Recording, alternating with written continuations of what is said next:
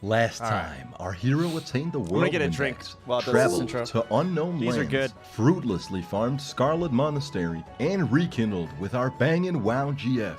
Continuing the adventure, I bricked my computer trying to install an SSD. And decided that in the spirit of fiddling with mechanical contraptions much too complex for my feeble human mind, I wanted to be an engineer. You see, I wasn't having fun with mining and blacksmithing, so I ditched two of the most financially viable professions in the game in exchange for the least profitable job in Azeroth. A stark contrast to being an engineer in real life. Ignoring the impending need for money to buy a mount at 40, I viscerally followed an engineering leveling guide, knowing full well that my viewers would send me money to give me the authentic Asmongold experience. I spent a good He knows. I put a new camera in here, or a battery in here. Oh. good 15 minutes making this jump, so please appreciate my position of tinkering. No one in this game seemed to acknowledge my masterful movement.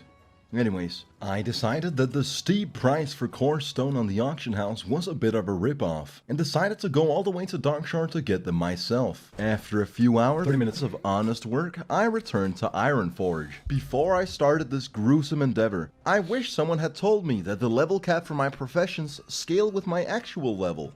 I had basically just wasted a bunch of time and gold to familiarize myself with the steep learning curve of this bastard 15-year-old game. Whilst flying to Hillsbrad Foothills, I disconnected, and a bug spawned me into guaranteed death by drowning in a location where I couldn't possibly recover my corpse. The joke's on Blizzard though, I got to my destination faster. Together with my companions, I went back to Scarlet Monastery where we got ambushed by angsty teenagers. Unlike my friends who fought bravely, I pathetically begged for my life, and bought myself some spare time by performing a sacred mating ritual. Lil Sundo the Lich graciously spared my life. When entering the dungeon, I experienced the usual fuckery that I've grown all too accustomed to at this point. Our healer dies and asks me to actually taunt the mobs. I inform our healer that I don't use defensive stance because I have too much testosterone. Our DPS claims he's doing everything and that I'm not capable of DPSing. And that I shouldn't be, because I'm the tank. Yet I let the numbers speak for themselves. We get to Herod, and our healer dies in the extremely easily avoidable spin move, after which she tells me that I should have held aggro. Our quote-unquote DPS then cowers in fear instead of attacking the boss. We wipe and start all over. Once we finally manage to take down the boss, he drops these 6 set pants. I roll a 22, and a single tear falls down my face. We try to run the dungeon one more time, and with our inoptimal setup, we painstakingly skank our way through the whole thing. Excited, I type, now the axe drops, and I roll a 99. However, the boss was nowhere to be found, because I'm apparently incapable of properly resetting a dungeon. Apparently, leaving and re-entering isn't enough. You also have to click a button. Since I'm goddamn tired of showing you me he's making farming mistakes armory I over and forgot over you again, could even here's make. my 37th run where I finally acquired the Ravager. Woo! Yeah! This is the single biggest upgrade to the stand and hit gameplay. Now this game is fucking easy. Look, I don't even gotta do anything. Although, for fear of copyright infringement, I recreated this music piece myself with a royalty-free beat. You spin me right round, baby, right round, when we go down, down. Yeah, I couldn't really find a matching beat, but you know, times are tough. Then I checked my mail to find the most generous donation to our crusade Fiery thus War far. Axe. Daddy Fiery War Chill Axe. graciously offers up the Fiery War Axe, It's or as actually he shit. calls it, his kook cleaver, my first purple piece of gear. Excited to test it out, I go to Stranglethorn Vale, the North Korean border of Azeroth. home to the Gurubashi Arena, a coliseum of free-for-all PvP, where once every 3 hours the arena chest spawns. It was 6 AM and I decided to try my luck. You fucking At this moron. ungodly hour, the arena wasn't filled with dozens of people, but rather just 2 individuals. Wait. The survivor was a level 44 warrior, and since I could tell he was enjoying World of Warcraft, I decided to extend the game's lifespan for him by a couple minutes, landing me the arena chest on No my first way. try. I'll have you know that in over 100 hours of game time, looting this chest with PTSD from all the rogues that have previously unstealthed behind me, with the most nerve-wracking 5 seconds yet, perhaps on par with Hrothgar's final moments. Wow. Damn you, turtle. I later tried again at 9 and 12 AM, and it turns out I just got extremely lucky. It's nearly impossible to get this damn chest. Satisfied with the spoils of battle, I went to Booty Bay, where I found an AFK player. Going against my better judgment, I decided to ruin his day. I should have looked twice though, because this was no player. It was the Horde Griffin Master, who ended my measly existence in seconds.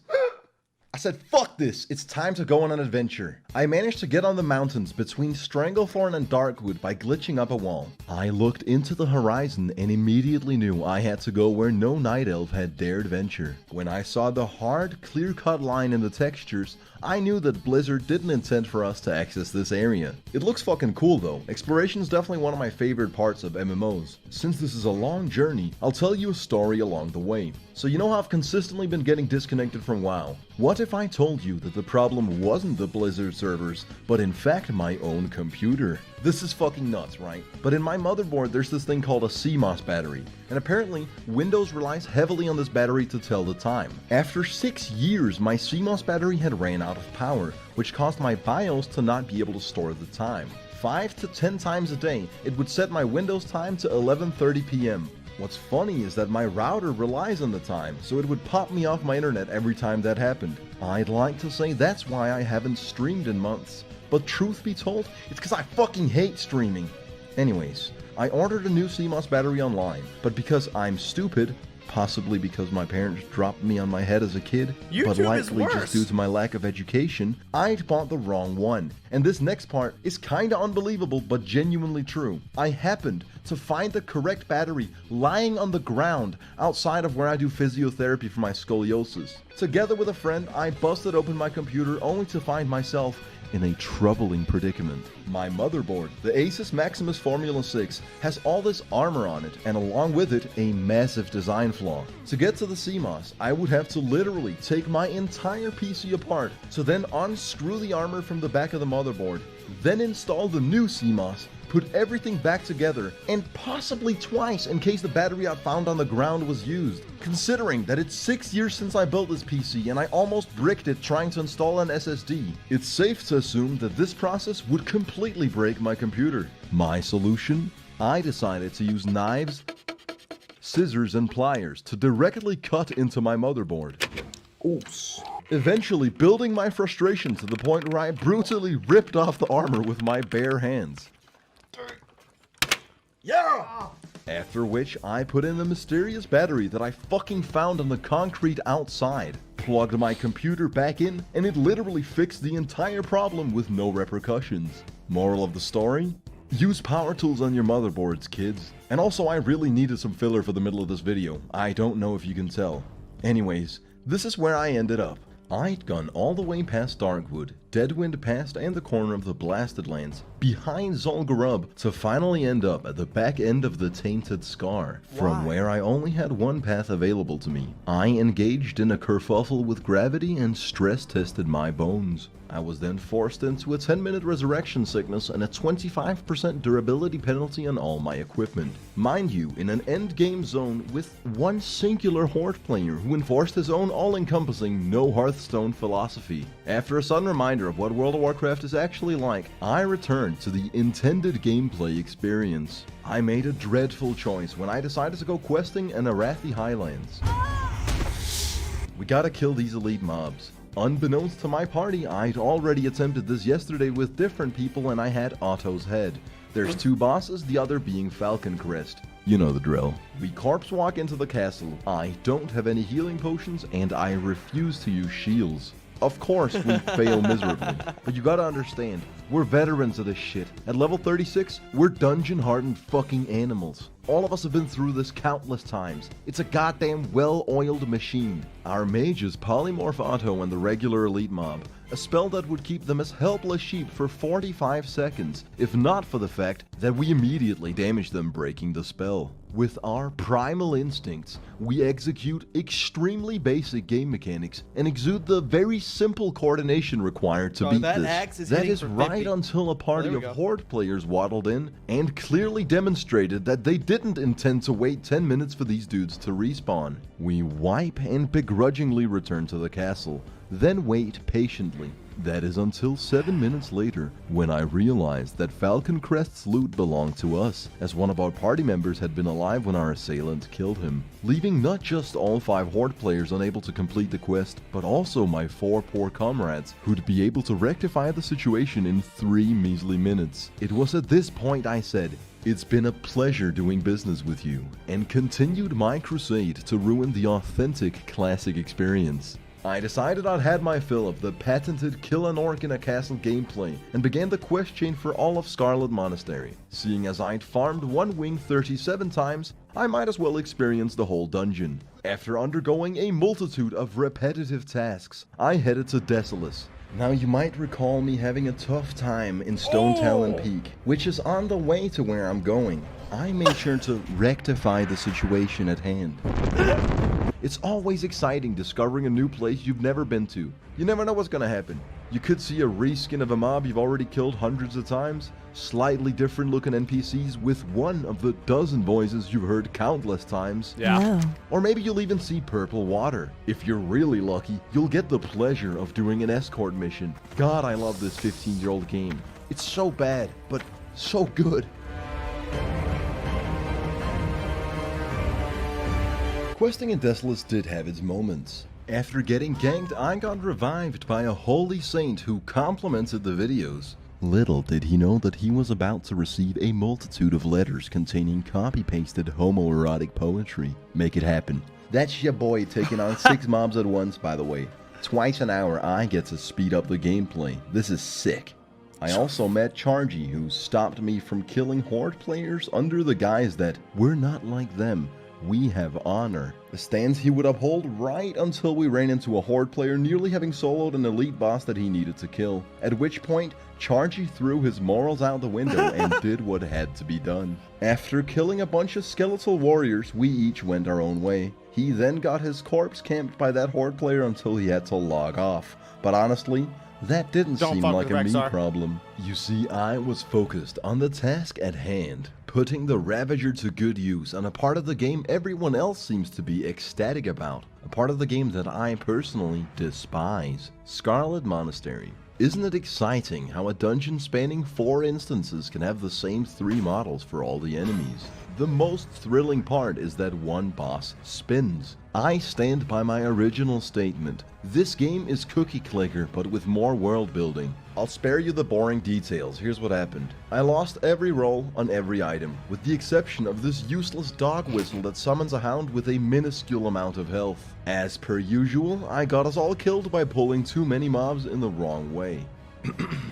Twice. We eventually beat the dungeon, and I'm sure lots of stuff happened, but let's be honest. Lord knows I'm not going fishing in these 7 hours of WoW recordings that aren't even in chronological order due to the CMOS incident resulting in random timestamps. Instead, I'll cut to me and Michael Scott dancing on an orc who was involuntarily sleeping on the ground. Speaking of not in chronological order, this happened before I fixed my computer. What happened after I fixed it? I started maniacally selling all my silk cloth on the auction house after finding out I'd need 90 gold to buy a mount at level 40, which was soon. I then went and completed various quests in Stranglethorn Vale. True to the authentic classic experience, they were all very rewarding. Sorry, I pronounced that incorrectly. I meant monotonous. Even though it's something I spent 12 hours of my life on, I can't for the life of me think of a single interesting thing that happened. I could extensively reiterate how we killed some pirates, a sea giant, and hundreds of various exotic animals. But truth be told, I just get goosebumps and flashbacks from all the Horde encounters. Look at this shit. They turned me into a sheep. wait for the spell to run out, and then kill me. I felt scummed out at this very moment, so before leaving Stranglethorn Vale, I decided to do something I'd been putting off for a long time, killing an AFK player. I was entirely unaware that that's what the Booty Bay Bruisers do. Whoa. But you live, you learn. Eventually, I would go on to kill this spider, turn off the recording software, and then reach level 40. Good If job. you called me a sleep-deprived moron, your argument would have fair grounds to stand on. All of my hard work has led me to this point. Every drop of sweat, blood, and tears, and I've saved up 60 gold. It's actually now that it dawns on me I need 30 more. So when I came to find that Stek had sent me a mail telling me to put these up my behind, containing 25 gold and 60 tin bars, along with 7 grime-encrusted objects and 10 unidentifiable clumps of organic matter, I was pleasantly surprised, to say the least. And whilst we're on the subject of mail, if you guys don't stop asking me for I'm just not gonna show your mail. I'm trying to be monetized here, alright? Anyways, with my newfound riches, I traveled back to where it all began, Darnassus, where I graciously learned to ride a tiger. I then legally purchased a tiger, and let's be honest, I'm pretty damn majestic right now. However, considering that my viewers paid for half of it, it ain't really all that impressive or fulfilling. So for the ending, here's what we'll do instead. Somewhere in this video, there's an Easter egg which will lead you on a scavenger hunt. If you actually manage to make it to the end, you'll be rewarded with my secret ice cream recipe. Anyways, that's it for now. Thanks for watching, and I'll see you all next time. There's no Easter egg, is there?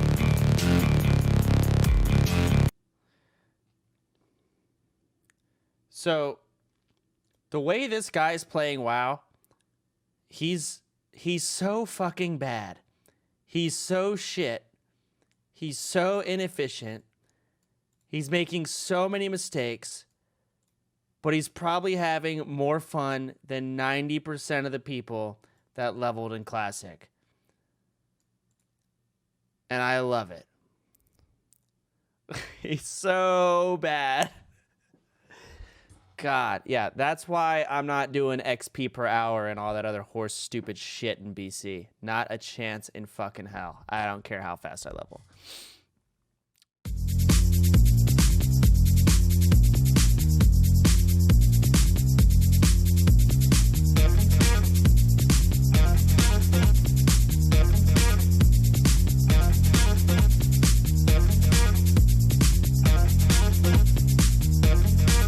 I hate YouTube and I hate everyone.